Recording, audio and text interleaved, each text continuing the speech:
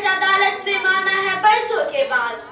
بزرگان ملت، حاضرین مجلس، آج میں ان لوگوں کو خطاب کرنا چاہتی ہوں جو مقدمات لڑتے ہیں، جو مقدمات لڑاتے ہیں، جو مقدموں میں گواہی دیتے ہیں، جو دعویٰ کرتے ہیں، جو ملزم بناتے ہیں.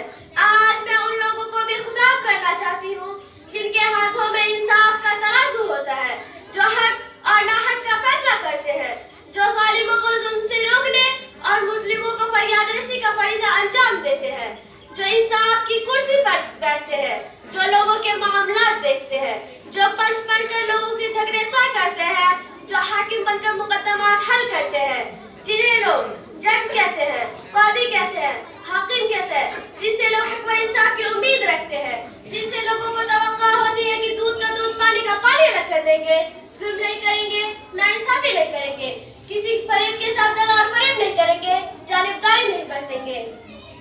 آج انہیں کو خطاب کرنا ہے، انہیں کو ان کی ذمہ داری بتانی ہے، ان کو بتانی ہے کہ وہ کتنے اہم مقام پر بیٹھے، ان کی پرائیویٹ کیا ہے، ان کی حیثیت کیا ہے، اس اعتبار سے انہیں کیا کرنا چاہیے.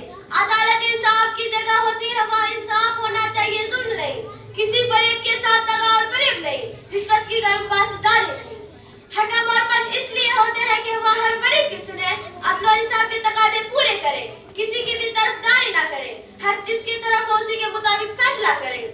رسول اللہ صلی اللہ علیہ وسلم ارشاد فرماتے ہیں قاضی 3 قسم کے ہیں، ایک جنت میں جائے گا، دو دوزخ میں جائے گا. جنت میں جانے والا وہ قاضی ہوگا جس نے حق کو پہچانا، پھر اسی کے مطابق فیصلہ کیا ہو. جہنم میں جانے والا 2 قاضیوں میں سے ایک وہ ہوگا جس نے حق کو پہچانا مگر فیصلہ میں ظلم کیا ہو. دوسرا وہ ہوگا جس نے بغیر حق پہچانے اور معاملات حاصل کیے فیصلہ کر دیا ہو. گویا کہ فیصلہ کرنے والوں کو 2 باتیں دیکھنی ہے. ایک یہ دیکھنی ہے کہ حق کس کی طرف ہے، کون حق پر ہے، اچھی طرح چھان بین کرے، تحقیق کرے. جب یہ بات خوب واضح ہو جائے تو بغیر کسی روئے آئے کے فیصلہ کرے.